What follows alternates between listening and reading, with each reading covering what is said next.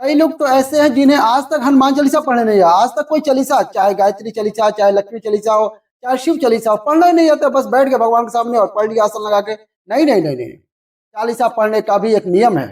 अगर कोई लक्ष्य लेकर पढ़ रहे हो तो उसका एक नियम है। पूरी जिंदगी पढ़ते रह जाओगे, भगवान की प्राप्ति नहीं होगी। पर लक्ष्य लेकर अगर पढ़ा है, आसन से जिस भगवान की चालीसा तुम पढ़ रहे हो उसकी मूर्ति या फोटो आपके सामने होना चाहिए।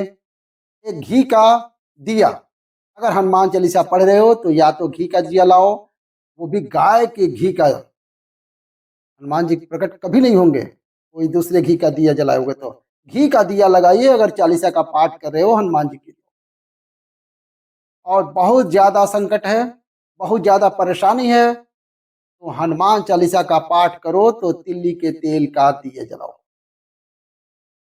काली तिल के तेल का दिया, तिल के तेल का दिया, हनुमान जी के सामने आसन बिछाकर। बहुत तकलीफ है तो 3 पाठ प्रतिदिन करो। और एक आसन से जितने समय, 9 बजे अगर आप बैठ रहे हो पाठ करने तो 9 बजे ही बैठो। 11 दिन तक प्रतिदिन 3 पाठ रोज करो। एक पानी का लोटा, कलश, तांबे का जल, या तांबे का हो या स्टील का लोटा हो, जो कोई भी तुम्हारे पास लोटा हो, उसमें जल भरकर, एक सिक्का उसमें डालकर, एक लौंग उसमें डालकर, प्रतिदिन बस टाइम पर बैठकर पाठ करो। 11 दिन पूर्ण होंगे, जिस कामना से आपने पाठ करा है, बस वो सिक्का, वो लौंग उस कलश से निकाल लो, आचमन करो, और जिस काम के लिए कर रहे हो उस जल, उस प्रयोग के लिए करो। किसी से बात करने जाना हो तो वो जल पी कर जाइए।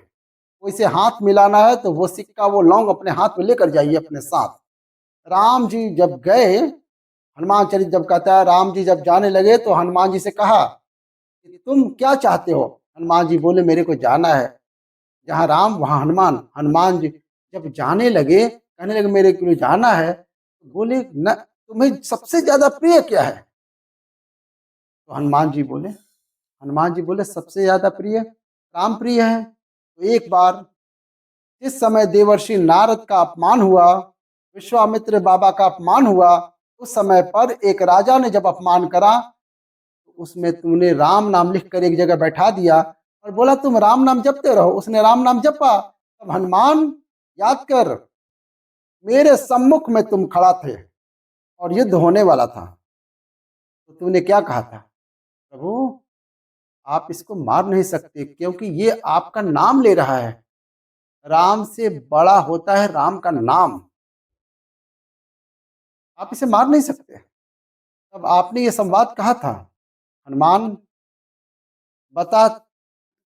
हनुमान जी कहते हैं, प्रभु आपने मुझे जगा दिया, क्योंकि मुझे ये श्राप मिला था कि तुम जागेगा किसी के जगाने पर, आपने मुझे जगा दिया।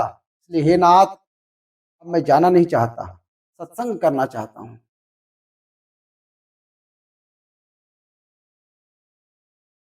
राम जी का चरित्र, मैं सत्संग करूंगा, भजन करूंगा, नाम जाप करूंगा। पर राम जी जानते हैं, हनुमान से कहा, हनुमान मेरा जाने का समय आ गया है, मुझे तो जाना पड़ेगा।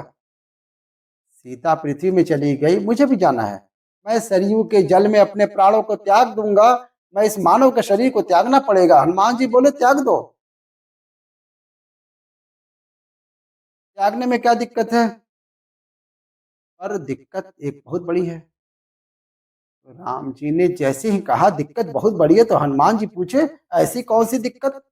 हनुमान जी के शब्द सुने तो राम जी बोले, जिस समय पर तुम सूर्य को निगल गए थे, इंद्र को क्रोध आया था, और इंद्र ने तुम पर वज्र का जब प्रहार करा था, जब वज्र का प्रहार इन्होंने करा था, तब तुम्हारा नाम हनुमान हुआ। तब सारे देवी देवताओं ने तुम्हें वर प्रदान करा। उस जगह पर यमराज भी खड़े हैं।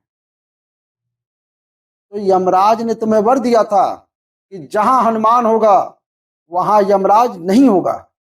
अब दिक्कत ये है कि मुझे प्राण त्यागना है और तू मुझे 1 मिनट के लिए नहीं छोड़ेगा, तो यमराज आएगा कैसे। दिक्कत वहां आनी पड़ी है।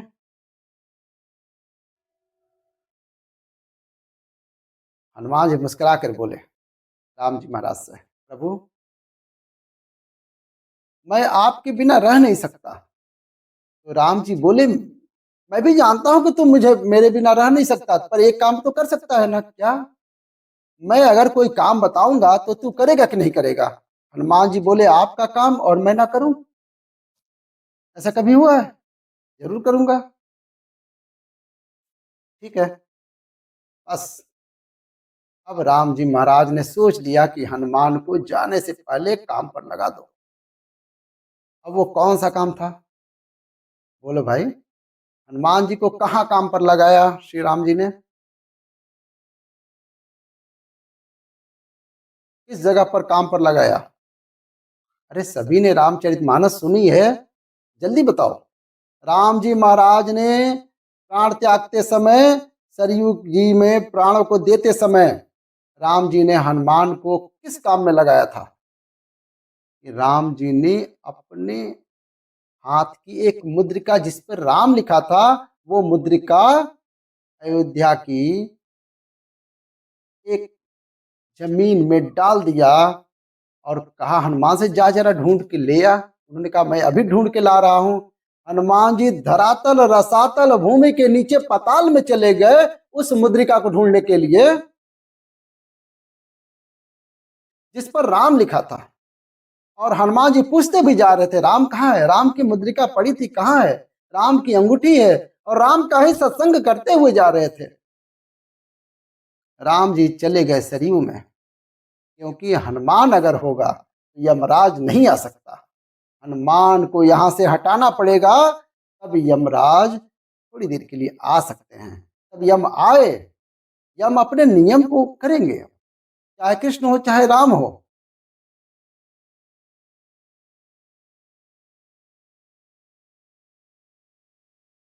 पंचमुखी हनुमान का एक भाव है